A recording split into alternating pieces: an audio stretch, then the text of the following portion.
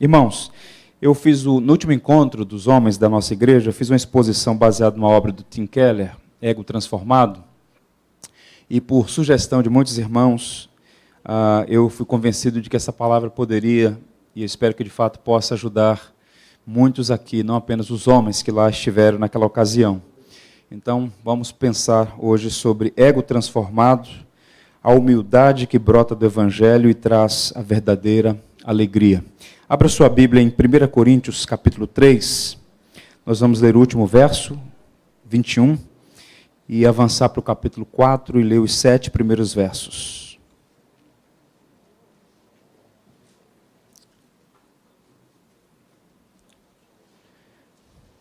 Ego transformado, é o tema da nossa mensagem, à luz de 1 Coríntios 3, 21, capítulo 4, do verso 1 a 7.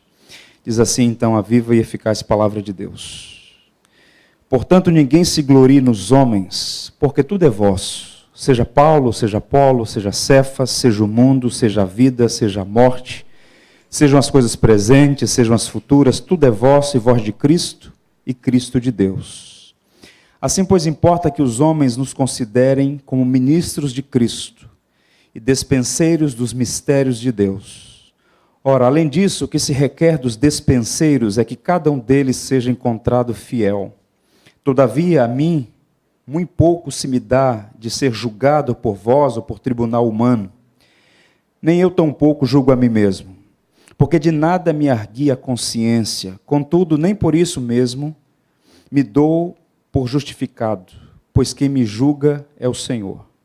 Portanto, nada julgueis antes do tempo, até que venha o Senhor, o qual não somente trará à plena luz as coisas ocultas das trevas, mas também manifestará os desígnios dos corações, e então cada um receberá o seu louvor da parte de Deus. Essas coisas, irmãos, apliquei-as figuradamente a mim mesmo e a Apolo, por vossa causa, para que por nosso exemplo aprendais isto, não ultrapasseis o que está escrito, a fim de que ninguém se ensoberbeça a favor de um em detrimento de outro. Pois quem é que te faz sobressair? E que tens tu que não tenhas recebido? E se o recebeste, por que te vanglorias, como se não o tiveras recebido? Que Deus nos abençoe. Paulo, o apóstolo, fundou a igreja em Corinto na década de 50, do primeiro século da era cristã. Outros líderes passaram por aquela igreja. Era uma igreja pujante, grande, expressiva, uma cidade, os padrões da época, uma mega cidade. E lá estava plantada a igreja do Senhor Jesus Cristo. Dentre as pessoas que por lá passaram para ajudar na edificação da igreja, 2 homens são destacados aqui, além de Paulo. Apolo, que era um homem experimentado no Antigo Testamento, um doutor da lei, convertido à fé cristã, que conhecia com propriedade e era conhecido pela sua denso conhecimento da Escritura. E o outro, que aqui é chamado de Cefas, Pedro, apóstolo. E Paulo escreveu esta carta, a primeira carta, a uma igreja que estava dividida. Uma igreja que estava cheia de partidos. Um grupo dizia, bem, eu sou de Apolo. Apolo é melhor do que Paulo, Apolo é melhor do que Pedro. Outro grupo dizia, nós somos de Cefas, Pedro, que andou com Jesus. Pedro, sim, é o grande apóstolo. Apolo nem andou com Jesus. E Paulo, então, foi perseguidor. Somos de Cefas, somos de Apolo, e o grupo dizia, não, Paulo é o apóstolo, ele que fundou esta igreja, ele que é digno do nosso maior respeito. O que Paulo faz aqui, cheio da graça de Deus, iluminado pelo Espírito Santo, é identificar as causas primárias, básicas, mais elementares daquela divisão e partidarismo na igreja. Na visão do apóstolo Paulo, toda controvérsia, via de regra, o partidarismo, a polarização, as contendas, a inimizade, os desentendimentos, são sintomas de um mal que está presente na sua vida. Na minha vida, em nossas vidas, em variados graus, mas constantemente presentes. O orgulho, a vanglória, a soberba, o ego caído, como filhos de Adão, buscando para si uma glória que pertence somente a Cristo. E quando Paulo percebe isso, ele escreve com contundência até com dureza, para repreender aqueles irmãos e mostrá-los como a humildade que brota do Evangelho pode trazer verdadeira alegria e unidade. Isso tem implicações para todos os relacionamentos, não apenas no contexto da igreja local. Queria destacar inicialmente 2 versos que nós lemos aqui, 2 expressões. Ele diz assim: ninguém se glorie nos homens. E no verso 7 ele diz: por que te orgulhas? O que Paulo está fazendo em toda essa passagem é denunciando o orgulho. Ele está colocando em xeque as razões pelas quais aquela igreja estava dividida. Repito, era uma igreja genuína, era cristã, tinha sã doutrina, era uma igreja cheia, repleta de dons e talentos, mas era uma igreja envaidecida. Muitos meninos e meninas disputando quem deveria ter a primazia e usando figuras centrais para a fé cristã, Cefas, Apolo e Paulo, para serem objetos de disputas no meio da igreja. Então Paulo vai atacar a causa primária, o orgulho. E esse é o tema da nossa reflexão. E ouça o que eu vou lhe dizer. Eu espero que não apenas o seu corpo esteja aqui presente, mas a sua mente e o seu coração. Porque o orgulho não é uma manchinha que você tem no coração. O orgulho, como dizia o poeta francês, é a fortaleza do mal dentro do ser humano. Para citar o C.S. Lewis, ele diz assim: foi pelo orgulho que o demônio tornou-se demônio. O orgulho conduz a todos os outros pecados. É o mais completo estado de alma ante Deus. Leia os relatos da queda de Adão e Eva. O que levou os nossos primeiros pais a deliberadamente desobedecer a Deus, desonrar a Deus? O orgulho. Porque quando o tentador vem numa forma de serpente, o discurso sutil e maligno é: se vocês desobedecerem a Deus, comendo do fruto, do conhecimento do bem e do mal, vocês não vão morrer, muito pelo contrário, vocês serão como Deus. E isto foi agradável a Adão e Eva, o orgulho de querer ser independente de Deus, senhor de si mesmos. O orgulho é o pecado genitor. Tanto é que os primeiros demônios, que se tornaram demônios, como diz o C.S. Lewis, que eram anjos servindo a Deus, caíram porque queriam, liderados por Lúcifer, Satanás, usar ou chamar para si, ter para si uma glória que é devida somente a Deus. Que coisa terrível é o orgulho, a fortaleza do mal que há em nós. E só há um poder capaz de suprimir, de curar, de trazer antídoto para o orgulho no ser humano, é o Evangelho. Não é uma reforma moral, não é uma cartilha de faz isso, faz aquilo, não é uma determinação, resoluções, a partir de hoje eu vou ser assim, não. É o Evangelho que mostra quem Deus é em contraste com quem nós somos e a graça dele trabalhando continuamente em nós, que pode suplantar, sufocar, suprimir esse mal terrível que nos perseguirá do berço ao túmulo. Repito, nós todos somos orgulhosos, o que varia o grau e a luta contra o orgulho empreitada por nós todos. Pois bem, orgulho é uma coisa ruim. Só que nós vivemos numa cultura em que inverteu os valores. Há uma imagem, a inversão dos valores na cultura. Nós vivemos no Ocidente, e o Ocidente, quer queiramos, quer não, foi influenciado pela cosmovisão cristã. E na cosmovisão cristã, o orgulho é um pecado capital. O orgulho é um pecado genitor. Então, mesmo as pessoas que não eram cristãs ou que não são cristãs, elas concordavam. O orgulho é uma coisa ruim. Que coisa terrível é um homem orgulhoso. Só que, à medida que o cristianismo está sendo enfraquecido no Ocidente, nós já temos um expressivo número de pessoas que dizem não. O orgulho não é tão ruim assim. Vejo pais ensinando seus filhos, você tem que ter orgulho de você. Você tem que ter amor próprio. Que negócio é esse de ser humilde? Você tem que ser o cara. Nós temos um grupo expressivo de pessoas sendo ludibriados pelo canto da sereia, sugestionando que o orgulho não é tão ruim assim. E observe por que razões isso se dá. 2 pontos ainda nessa introdução. Primeiro, porque nós vivemos o fenômeno da sociedade sem pecado. O pecado é um mito. Adão, Eva, serpente, Satanás, culpa, condenação, inferno. Isso é coisa da igreja, dos padres, dos pastores, dessa gente que tenta cercear a tua liberdade. Não existe pecado, não existe certo ou errado, existe o que se faz e o que não se faz. Nós vivemos na sociedade relativista, que abriu as portas para todo tipo de prática, que fomenta deslizes morais, afirmando que não apenas é inofensivo, mas que é bom, que vale a pena fazer isso.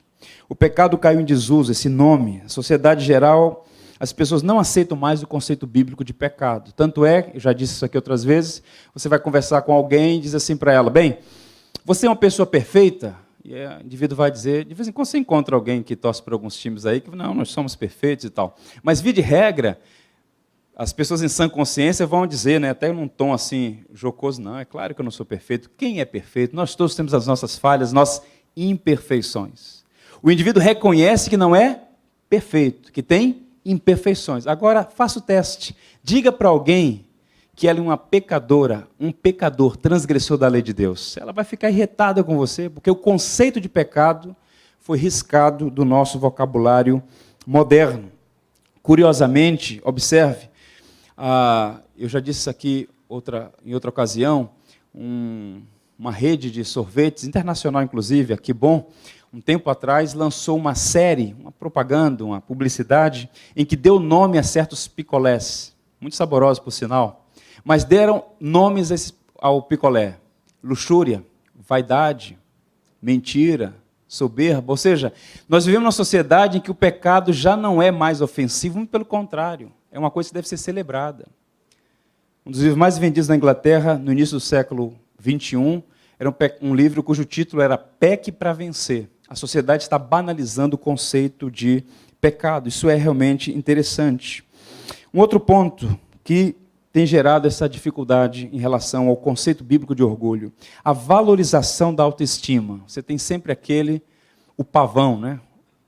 Está lá o gato cheio de si. A autoestima, eu sou, eu posso, eu consigo. Eu sou brasileiro, eu não desisto nunca, né? Pois bem, de onde vem isso?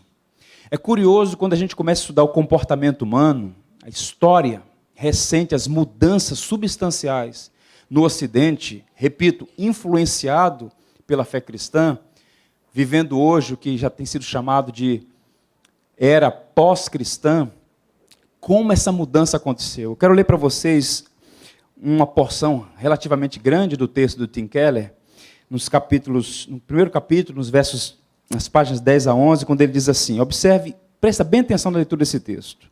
Até o século XX, as culturas tradicionais, assim como a maioria das culturas do mundo, sempre acreditaram que a autoestima elevada demais era a causa de todos os males da sociedade. Até o século XX, a autoestima era um problema, mas isso mudou completamente.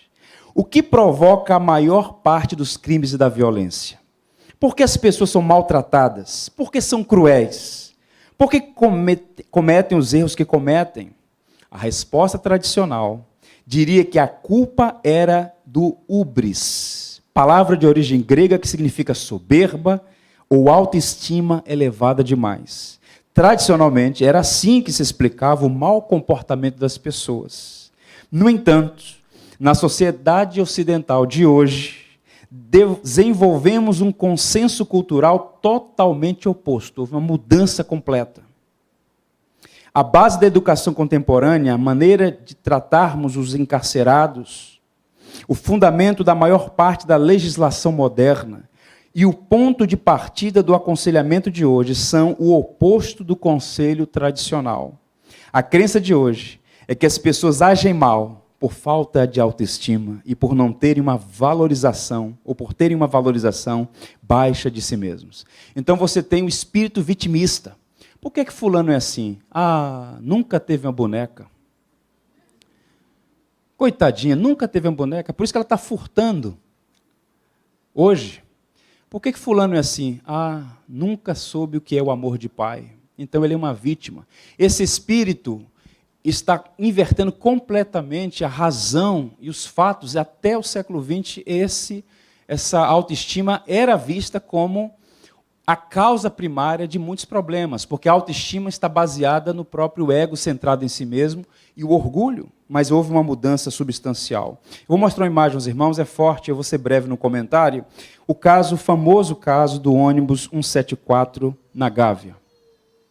Eu estava no Jardim Botânico quando isso aconteceu, e foi bem perto, quase em frente ao Parque Lage, quem conhece um pouco da geografia ali da Zona Sul. Isso se deu no dia 12 de julho de 2000. O nome desse rapaz que está com a arma nas mãos é Sandro do Nascimento, que matou a professora Geisa Firmo Gonçalves. O que houve de pessoas argumentando que ele agiu como agiu, porque era uma vítima da sociedade, não teve amor, não teve carinho, não teve educação. Ou seja, há uma transferência de responsabilidade. Se esse indivíduo fosse bem amado, tivesse a sua autoestima valorizada, ele não faria o que fez. Pois bem, esse é o espírito do nosso tempo. Ou seja, a transferência de responsabilidade. E aí você tem pessoas cometendo delitos e agora ficam impunes porque faltou a elas as oportunidades que nós tivemos. Então, quem são os algozes somos nós. Eles são as vítimas. O John MacArthur, em um livro dele, diz assim: vivemos numa cultura que elevou o orgulho ao status de uma virtude. A sociedade atual nos incentiva a buscar autoestima, sentimentos positivos e dignidade pessoal. Ao mesmo tempo, a responsabilidade moral está sendo substituída pelo vitimismo, que ensina as pessoas a culparem os outros pelos fracassos e iniquidades pessoais. Se a sociedade contemporânea continuar nessa direção, e nós já estamos vendo aí os sinais desastrosos da inversão dos valores, o que vai acontecer, e já está acontecendo, é que os bandidos estão soltos nas ruas e nós gradeados em nossas próprias casas, porque eles são vistos como vítima da sociedade, porque não tiveram as oportunidades. Esse é o modus de pensar do nosso tempo. Uma pesquisadora norte-americana, que escreveu vários artigos no New York Times, ela fez uma exaustiva pesquisa, que está acessível a quem quiser. Ela diz que o problema atual da conjuntura, dos problemas sociais que nós temos, boa parte deles, é o problema da autoestima. Vou apenas ler para avançar para o texto bíblico. As pessoas com autoestima elevada são as mais perigosas, aquelas que nos rodeiam do que as pessoas com baixa autoestima. E estar incomodado consigo mesmo não é fonte dos maiores e mais dispendiosos problemas sociais de nosso país. Então, quando o indivíduo acha que tem valor demais, que é melhor do que o outro, que é cheio de si, quando essa pessoa é contrariada, sai de baixo, porque ela se sente superior aos demais, o orgulho inflado. Quando Paulo escreve essa carta aos Coríntios, ele vai trabalhar essa questão do orgulho, da vanglória, da vaidade, da soberba. Ele vai colocar o machado na raiz do problema. Eu queria sua atenção para pensar aqui sobre a condição natural do ego e como ele é transformado. O verso 6 do capítulo 4 vai dizer o seguinte: veja aí a condição natural do ego humano. Como é que as crianças nascem? Como é que o indivíduo vem a este mundo? Essas coisas, irmãos, apliquei-as figuradamente a mim mesmo e a Apolo, por vossa causa, para que, por nosso exemplo, aprendais isto, não ultrapasseis o que está escrito, a fim de que ninguém se ensoberbeça. Em alguns lugares vai aparecer, algumas versões, se orgulhe, se vanglorie, a fim de um em detrimento de outro. Paulo não emprega aqui a palavra ubris, que também era empregada para orgulho. Ele usa uma outra palavra que dá a ideia de ego inchado. Nós todos temos um ego. O problema é que o pecado afetou a nossa personalidade e esse ego não está mais na condição natural em que ele foi criado. Ele está agora inchado, dilatado, superinflado, estendido. E agora é cheio de nome-toques, porque eu tenho que ter a primazia. Alguém já disse que numa reunião pode ter 3 pessoas apenas, em 5 minutos, ninguém precisa falar nada. Já está estabelecido, já está ali quem é maior. Todo mundo querendo ter a primazia. Todo conflito relacional é uma guerra de deuses, cada um disputando o seu próprio interesse e a condição do ser humano por natureza. E aqui algumas coisas sobre essa palavra que Paulo emprega aqui. Como é que está o ego do ser humano pós-queda? Primeiro, vazio. O ego inchado não tem nada no centro. A tendência humana é buscar, portanto, porque está vazia, o coração de fato vazio, ele busca algo que possa preenchê-lo. E esse algo que pode preenchê-lo, exceto Deus, é vão, é inútil, é completamente nocivo, inclusive. O homem dominado pelo ego está vazio de significado existencial. É por isso que a gente encontra pessoas que, aos nossos olhos, têm tudo e, ao mesmo tempo, não têm nada. Pare para pensar, reflita comigo. O que é que leva, por exemplo, a população do Japão, a população da Noruega, que país belíssimo, a ter os maiores números de suicídio no planeta? Não é o problema social, não é a violência, não é a falta de empregos. O que é que gera esse desespero existencial nas pessoas a ponto de tirarem a própria vida? É porque, fundamentalmente, nada pode dar significado existencial ao ser humano, este ego vazio, senão o próprio Criador. Razão pela qual João diz: quem tem um filho tem a vida, quem não tem um filho não tem a vida. Pensando sobre isso, o filósofo, teólogo, cientista cristão Pascal diz assim: o homem já teve a verdadeira felicidade, já teve, da qual agora resta nele apenas o sinal e o espaço vazio, que ele tenta em vão preencher com as coisas ao seu redor, procurando em coisas ausentes a ajuda que não obtém nas coisas presentes.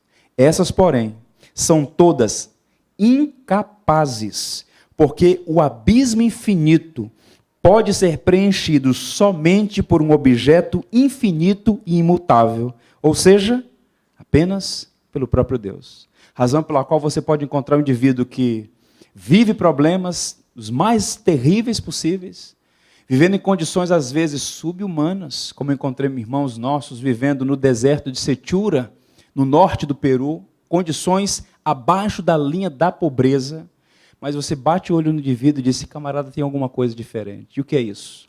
O Evangelho, Cristo, Deus no centro.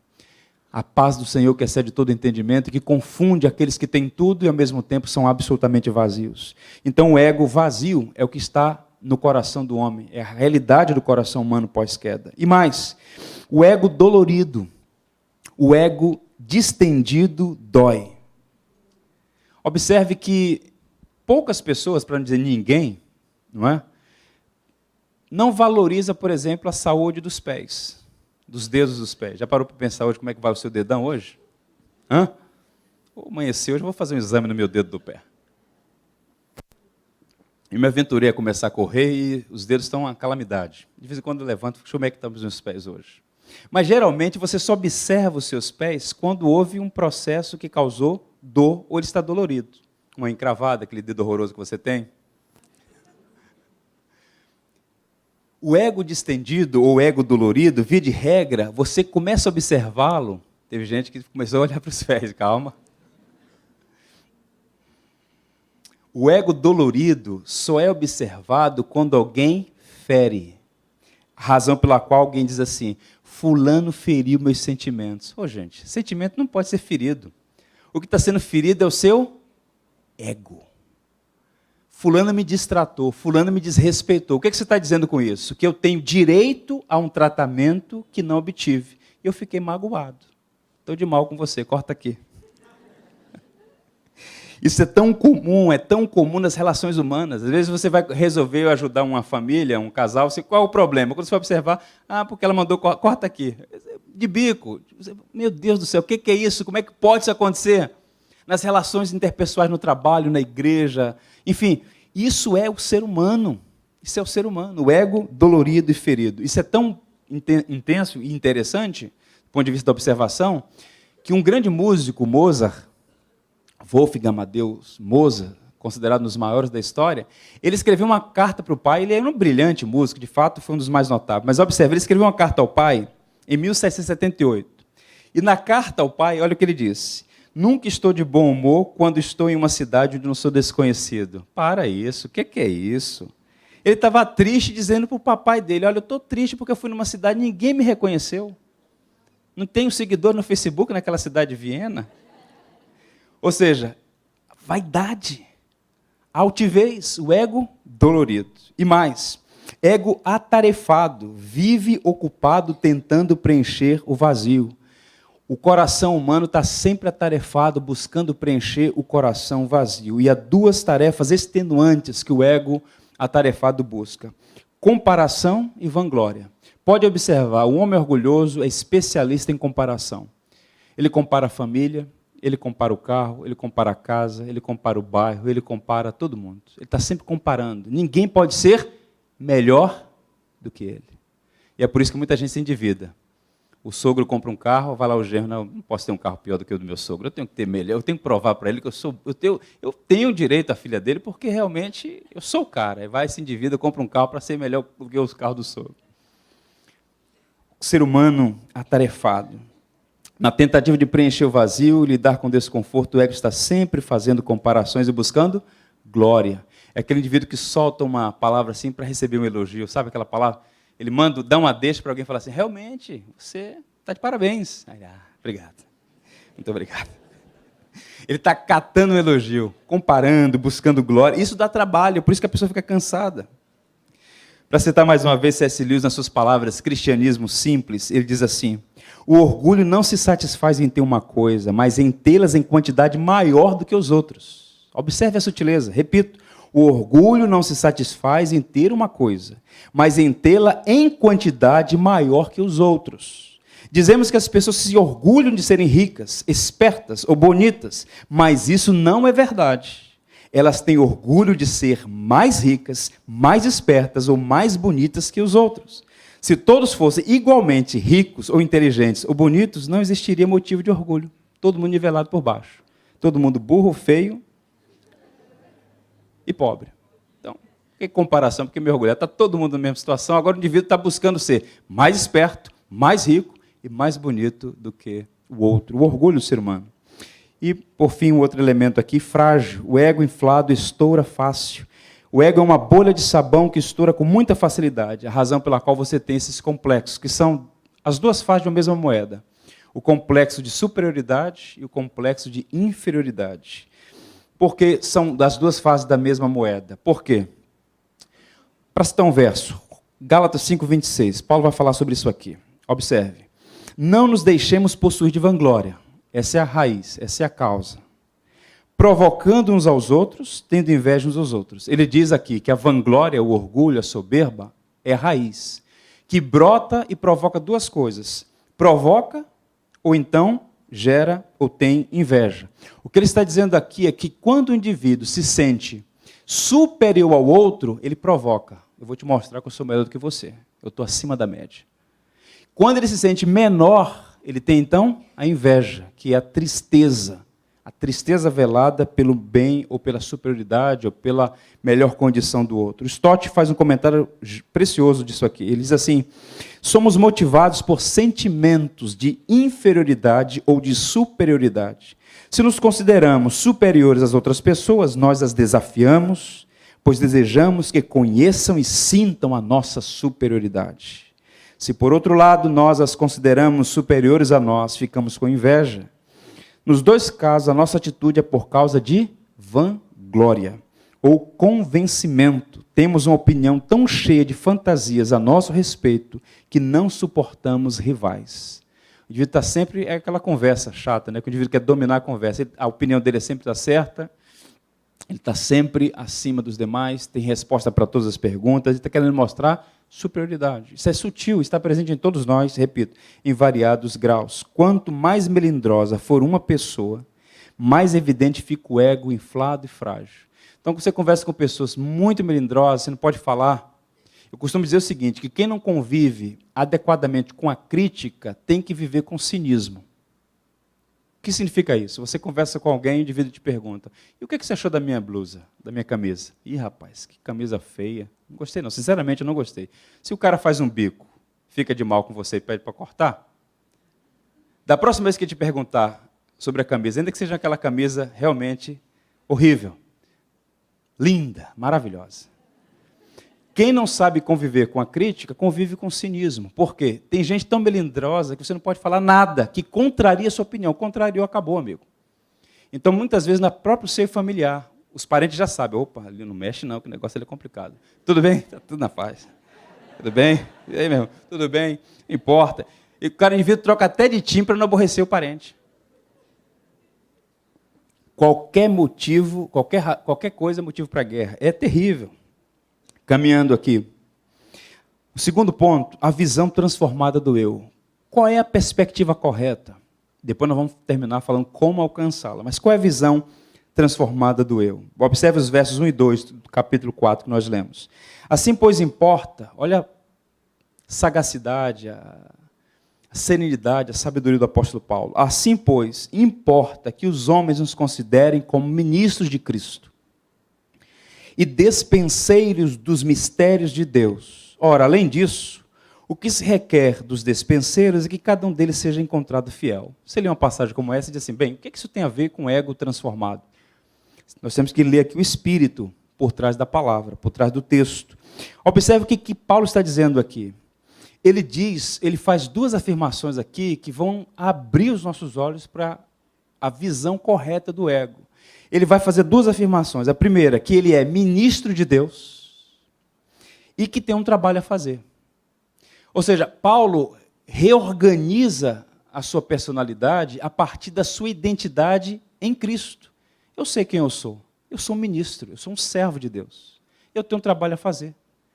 Pouco me importa se eu recebo elogios ou críticas. Ele mesmo disse isso na carta aos Filipenses, que os crentes pegam só uma partezinha lá para colocar no carro, tudo posso naquele que me fortalece. Naquele contexto do tudo posso naquele que me fortalece, se você observar o que Paulo diz antes, Paulo fala, olha, eu aprendi a viver contente em toda e qualquer situação. Eu aprendi a receber aplausos, mas eu também aprendi a ser criticado.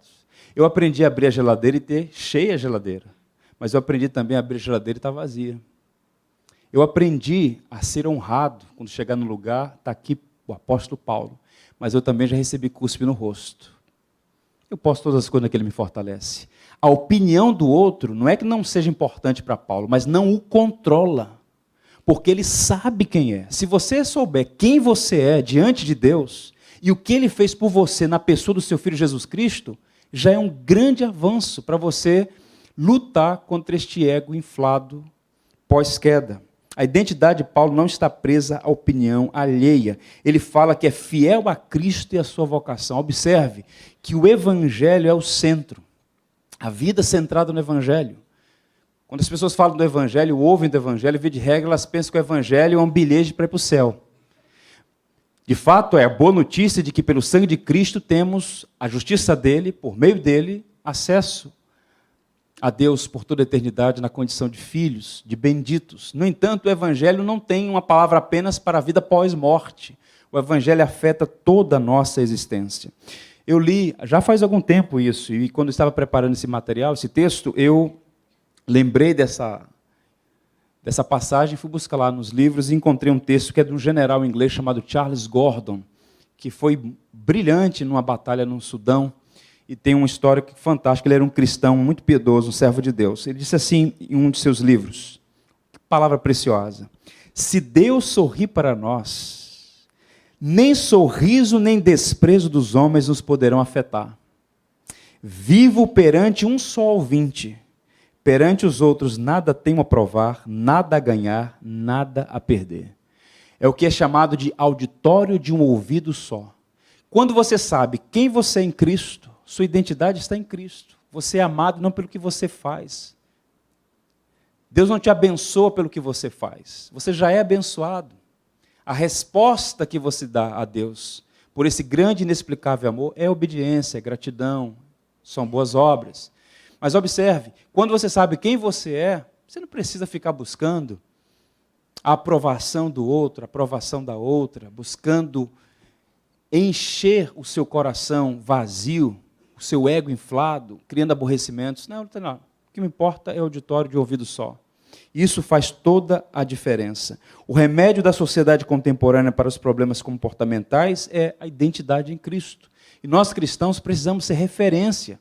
Não dá para se converter ou reconhecer Jesus como Salvador, fazer parte da igreja cristã, publicamente afirmar-se, declarar-se cristão e continuar sendo mais um no meio da multidão que é literalmente sufocada por esse tipo de mentalidade, do ego inflado, do ego distendido. Autoestima, irmãos, e repito, é inútil para produzir pessoas equilibradas. O que provoca, o que promove equilíbrio em todas as áreas é a nossa identidade em Jesus Cristo. Eu digo que é inútil porque não produz pessoas equilibradas e é perigoso, pois alimenta o orgulho do velho homem. Então, cuidado, em particular, os pais, para não alimentar o coração orgulhoso dos filhos, achando-os, levando-os a ter uma visão distorcida de si mesmos. Olha o que Paulo dizia sobre si, lá em 1 Timóteo 1,15. Esta é uma palavra fiel e digna de toda aceitação, que Cristo Jesus veio ao mundo para salvar os pecadores, dos quais eu sou o principal. E você via Paulo de mimimi, de chorumelas. Eu estou triste. O que foi, Paulo? O pessoal de Corinto lá não me respeita, sabe? Eu estou em crise, não sei nem se Deus me chamou para esse ministério. Talvez aquela visão que eu tinha lá na Arábia era o sol quente na cabeça. Eu estou meio desorientado. Paulo sabia quem ele era, apóstolo pela graça de Deus. Então, o elogio da igreja de Corinto, o desprezo deles, não afetava o apóstolo Paulo, porque ele sabia da sua identidade em Cristo. A solução para o ego ferido não é a autoestima elevada, mas é o evangelho, que promove humildade, a consciência de que nós podemos ter dons e talentos especiais, no entanto, não nos faz superiores aos demais, muito pelo contrário. Quanto mais conhecimento, quanto mais é dado, mais responsabilidade é exigida, mais será cobrado. E, por fim, como é que a gente alcança essa visão transformada? Serei mais rápido nessa última parte. Pois bem, como alcançar essa visão transformada? Sem querer ser pragmatista, à luz dessa passagem bíblica, eu sugeri duas coisas. Primeiro, e já tem conexão com o que eu já afirmei anteriormente, é alimentar a nossa identidade. O que eu quero dizer por alimentar? A nossa identidade em Cristo. Buscar saber quem nós somos em Jesus Cristo, o que Ele fez por nós, o que Ele garantiu naquela cruz. Quando Paulo diz, olha, o que requer de nós é que sejamos dispenseiros fiéis, Paulo está dizendo, olha, nós fomos salvos para uma obra especial, servir a Deus. Então a identidade, a vocação tem relação estreita com essa personalidade equilibrada, com o ego devidamente transformado, com a humildade que brota desse processo. Observe o verso 3, ele vai criar a metáfora do tribunal, bem interessante. A mim, muito pouco se me dá de ser julgado por vós, ou por tribunal humano, nem tampouco julgo a mim mesmo. O que é que Paulo está dizendo aqui? Ele cria um tribunal, metafórico, hipotético. Ele está dizendo o seguinte, suponhamos que haja um tribunal. Eu não preciso desse tribunal ficar me defendendo ou buscar o aplauso das pessoas. Não. O problema básico aqui das pessoas é que elas estão sempre fazendo duas coisas. Ou buscando a aprovação das pessoas, ou então reprimindo, repelindo as supostas acusações. Então elas estão sempre buscando aprovação e rejeitando qualquer tipo de acusação. Estamos sempre vencendo ou perdendo. Ora defendendo, ora acusando. Eu sou assim porque você também fez isso. Já viu esse papo assim? Eu fiz isso mesmo, mas fiz, claro que eu fiz. Mas também você. Então, sempre defendendo, sempre acusando. Esse tribunal, Paulo diz, olha, estou fora. A mim pouco me se dá ser julgado por vós ou por tribunal humano. Nem tampouco eu julgo a mim mesmo. Não é que Paulo não respeitava a opinião dos outros. Mas observe o verso subsequente. Porque de nada me arguia a consciência. Contudo, nem por isso me dou por justificado, pois quem me julga é o Senhor. Que estranho isso. Quem me julga é o Senhor. O que é que Paulo está dizendo aqui, irmãos? A sentença não é dada por Paulo, nem pelas pessoas com as quais ele convive. Ele não está preso ao seu próprio juízo, nem ao juízo dos outros. Na visão de Paulo, é a opinião de Deus que conta. Quem me julga é o Senhor. E ele fala isso sem temor, porque ele sabe que aos olhos de Deus não há mais condenação. Eu não preciso ficar fazendo certas coisas para receber o aplauso, para receber os elogios, para mostrar que eu sou digno, que eu tenho valor. Por quê? Quem me julga é o Senhor, e aos olhos dele, eu tenho valor. Não no sentido de que Deus fez o que fez porque eu mereço, mas porque somos criados à imagem dele. E Deus confere a nós dignidade inerente, nós somos pessoas amadas por Ele. À medida que nós somos aceitos por Ele, que nós recebemos, experimentamos esse amor, essa graça, quem me julga é o Senhor. Eu posso ficar em paz, mesmo quando tudo está dissonante com a minha vontade. No cristianismo não é o desempenho que leva ao veredito, é o veredito que leva ao desempenho. O que importa é ouvir do Senhor a palavra dele de aprovação, não pelo que nós fizemos, mas pelo que ele fez e nos confere graciosamente. Há uma passagem muito interessante em Mateus 3,17, olha o que disse Deus Pai sobre Jesus, o Filho. Em seguida, uma voz dos céus disse: Este é o meu Filho amado, em quem muito me agrado. Em outras passagens diz: em quem me comprazo, em quem demonstra minha glória, em quem tenho meu prazer. De fato, pelo fato de sermos amados e aceitos por Deus, é que somos livres. Quando o Pai disse a Jesus: Esse é o meu Filho em quem tenho prazer, o que ele disse sobre o Filho, ele disse sobre nós também. Porque quando Deus olha a humanidade, ele só vê dois homens, Adão e Cristo.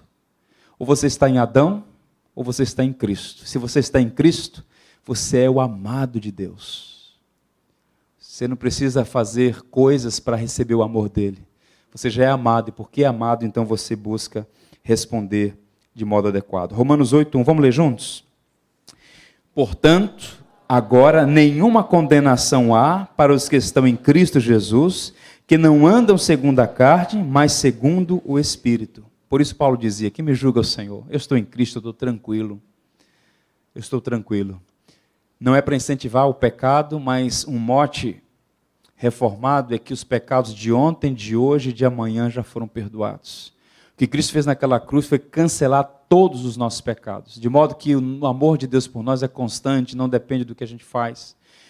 É evidente que Deus, como uma pessoa que é, ele não é uma tese, nem uma ideia, não é uma abstração. Deus se entristece e se alegra, mas o amor de Deus não pode aumentar nem diminuir. Ele já nos ama na medida certa, e a prova disso é Cristo na cruz. E por fim, podemos ter essa visão transformada contemplando a cruz de Cristo. Existe uma inversão perniciosa no meio evangélico, repito, sobre o motivo pelo qual Cristo morreu. Por que Cristo morreu? E aí, recentemente, houve até um debate envolvendo um cantor gospel aí no Brasil. O homem tem valor ou não tem valor? Foi pelo valor que Cristo morreu na cruz? A minha posição é a seguinte: o homem tem valor, mas não tem mérito. O que significa isso? Deus não morreu naquela cruz, na pessoa do seu Filho, por gente que não lhe tinha, porque ele não tinha preço nem amor, por gente sem valor. Nós temos valor. Jesus disse: vocês valem mais do que os pardais que voam e os lírios do campo. Vocês valem mais, e o Pai dos céus cuida de vocês. O ser humano tem valor. O que nós não temos é mérito, porque Deus nos ama,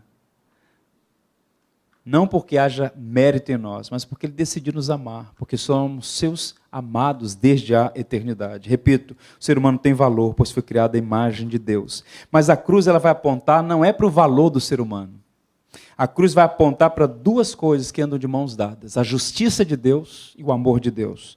Eu estou preparando um sermão sobre os mitos em relação ao amor de Deus. Todo mundo fala sobre o amor de Deus, mas boa parte desses conceitos são pagãos. Quando nós pensamos na cruz, temos que pensar no amor. Sim, a cruz é a maior prova do amor de Deus, mas também a cruz é a prova de justiça. Foi o seu pecado, foi o meu pecado, foram os nossos pecados que levaram Jesus àquela cruz. O pecado é tão danoso que houve necessidade de que o Filho de Deus se fizesse homem e morresse naquela cruz. A cruz, portanto, revela tanto a justiça, que não pode inocentar o culpado, razão pela qual alguém deveria pagar pelos seus próprios pecados. E Cristo então vem e assume a nossa culpa, e revela também o amor de Deus, porque Ele fez isso motivado pelo seu soberano amor. O que isso tem a ver com o ego transformado? Pensar na cruz, pensar na obra de Cristo, irmãos, traz equilíbrio a nós, nos livra do desespero de pensar que Deus está com juízo sobre nós. Quem tem Cristo não está debaixo do juízo, não está debaixo de condenação. Então nós não precisamos temer a ira de Deus. Como disse Paulo aos Tessalonicenses, nós aguardamos a Jesus que nos livrará da ira vindoura. Nós estamos debaixo da justiça de Cristo, como aquelas portas, as casas dos hebreus no Egito, que tinham sobre os umbrais o sangue do Cordeiro e o anjo da morte não os tocou. Nós temos sobre nós o sangue de Cristo, a justiça de Deus, a vingança de Deus, o juízo de Deus, a ira de Deus, não está mais sobre nós, porque nós temos a Jesus. Isso é maravilhoso. E por outro lado, e harmonia com isso, como é bom saber que Ele nos ama. Ou como nós cantamos ainda há pouco, né? Quanto nos ama Jesus. Inclusive, nós podemos até encerrar o culto cantando sobre essa mensagem gloriosa. Quanto nos ama Jesus. Eu quero encerrar lendo para vocês algumas palavras de homens sensatos que, meditando sobre isso, nos encorajam a meditar na cruz de Jesus. Só uma coisa que me prostra até o chão e me humilha até o pó. Olhar para o Filho de Deus e, em especial, contemplar a cruz. A cruz de Cristo nos humilha. Mas é uma santa humilhação, porque nos humilha, nos abate, nos derruba do nosso ego, para em seguida nos levantar. Ele faz a ferida e Ele mesmo a cura.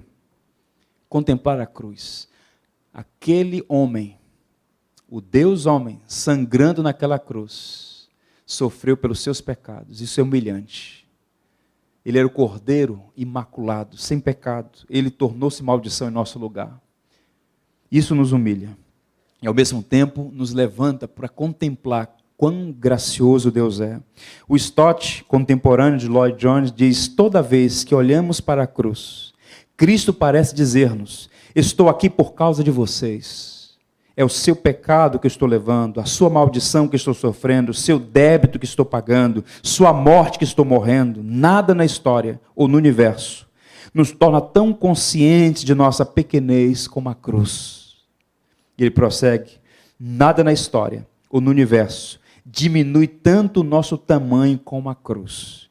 Todos nós temos ideias exageradas a nosso respeito, especialmente no que se refere à justiça própria, até que visitemos um lugar chamado Calvário. É lá, aos pés da cruz, que voltamos ao nosso tamanho normal. É como se a cruz tivesse o efeito e o poder de provocar em nós esse desinflar. Menos. Você é amado, você tem valor, mas não tem mérito, não tem justiça. O que ele fez foi por graça inexplicável, uma graça que escandaliza os anjos.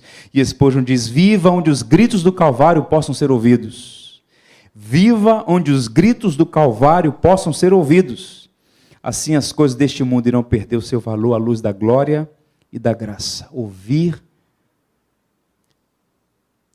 o sofrimento do Cordeiro naquela cruz, bebendo o cálice, todas as gotas, até a última gota, do cálice da ira de Deus em nosso lugar. Vamos fazer aqui o checklist do que nós ouvimos hoje? O ego inflado é uma doença dos filhos de Adão. Nascemos assim. Seus filhos são assim. O meu pequeno garoto lá em casa é assim. Todos nós. O ego inflado é uma doença dos filhos de Adão. Segundo, o ego inflado apresenta sintomas: fome de elogio, melindres e competição. Então, quando você encontrar gente ansiosa por elogio, por aplauso, melindrada, comparando e competindo, o ego está inflado. Terceiro, o ego inflado não pode ser curado com dose de autoestima. Alguém pode falar que você é o melhor homem do mundo, mas você não é. Não se engana, não. Ainda que a mamãe diga isso. A sua mamãe que levou muito todinho para você na cama. Quarto, o ego inflado só pode ser transformado pelo evangelho da graça. Só o evangelho pode transformar o seu coração. E por fim, o ego inflado deve deixar o tribunal e viver aos pés da cruz de Cristo. É lá que nós somos aceitos, amados, que nós temos então de fato a nossa vida reorganizada. Temos ego, mas não pode estar inflado nem pecaminoso, mas um ego centrado na cruz de Cristo, que brota humildade e verdadeira alegria. Seja Deus glorificado. Amém, irmãos? Fiquemos em pé, vamos ler o último verso, Gálatas 6,14, enquanto nos preparamos para cantar essa belíssima canção. Vamos ler juntos? Mas longe de mim gloriar-me, senão na cruz de nosso Senhor Jesus Cristo, pela qual o mundo está crucificado para mim e eu para o mundo. Nossa glória é Cristo, crucificado e ressurreto. Vamos cantar, em seguida orar, finalizando o culto desta noite.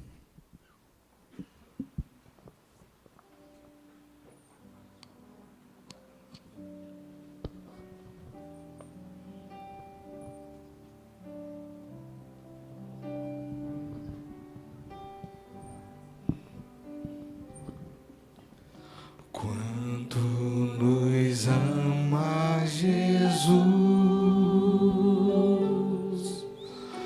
quanto nos ama Jesus, por nós sofreu, na cruz morreu.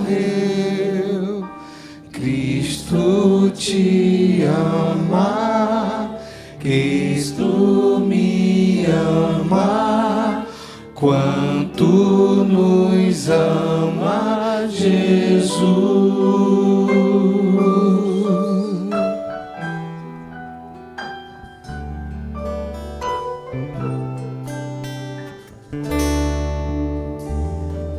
Foi ao Calvário por mim. Foi ao Calvário por mim. Quem pode amar tanto assim? Porque Ele fez, ao mal desfez. Cristo te ama, Cristo me ama, quanto nos ama Jesus. Cristo te ama, Cristo te ama, Cristo me ama, quanto nos ama Jesus.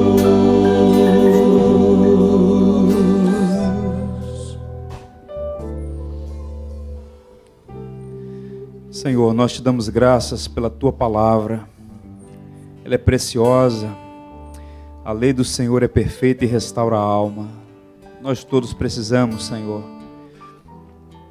meditar sobre estas verdades e queremos reconhecer que, por natureza, nós todos somos orgulhosos e buscamos uma glória que é devida somente ao Senhor. Confessamos esse pecado e pedimos que o Senhor nos perdoe e nos ajude a caminhar humildemente, reconhecendo a tua graça sobre nós, o teu amor, e buscar, Senhor, viver de modo digno do Evangelho. Não nos deixe viver para nós mesmos, nas vãs competições deste mundo, nas vaidades que são próprias deste mundo, mas que possamos permanentemente, aos pés da cruz, contemplar o teu grande amor e reconhecer que, a despeito de quem somos, o Senhor escolheu nos amar, que não há condenação nenhuma sobre nós para os que estão em Cristo Jesus. Ó Senhor, são essas verdades que vão reorganizar nossa vida e nos ajudar a viver livres dessa busca insana por aplausos, elogios, de vivermos livres desse espírito de melindre, de ego inflado. Ó Deus, liberta-nos para viver uma vida plena no Evangelho de Jesus Cristo. Pedimos que o Senhor conquiste o nosso coração, que o Senhor seja o amado de nossa alma. Como disse o teu servo no passado, que nós tenhamos muito interesse no auditório de um ouvido só, que o que mais importe a nós seja agradar ao Senhor e não ao homem. Senhor Deus, ajuda o teu povo, ajuda aqueles que enfrentam lutas mais densas nessa área, gente sofrida, com história de dores, de aflições, memórias amargas, amarguras, tristezas. Senhor, que o Evangelho brote nesses corações, trazendo paz, alegria, contentamento, mudança de vida, novas esperanças, dias melhores, Senhor. Obrigado porque aos pés da cruz nós podemos experimentar tudo isso. Paz, alegria e contentamento, força para continuar caminhando, a despeito das dificuldades que nós todos estamos sujeitos. Sê conosco, que essas verdades possam ser objeto da nossa meditação e que tenhamos a sabedoria de aplicá-las para a tua glória e para a nossa alegria. Em nome de Cristo, nós oramos. Amém.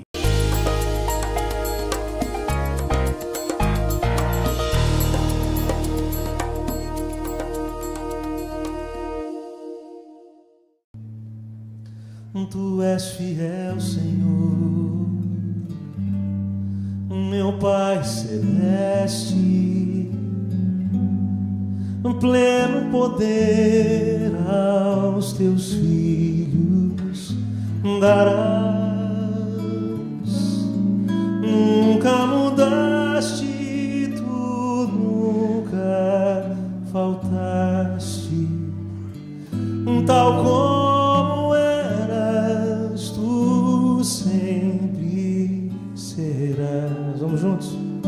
Tu és fiel, Senhor.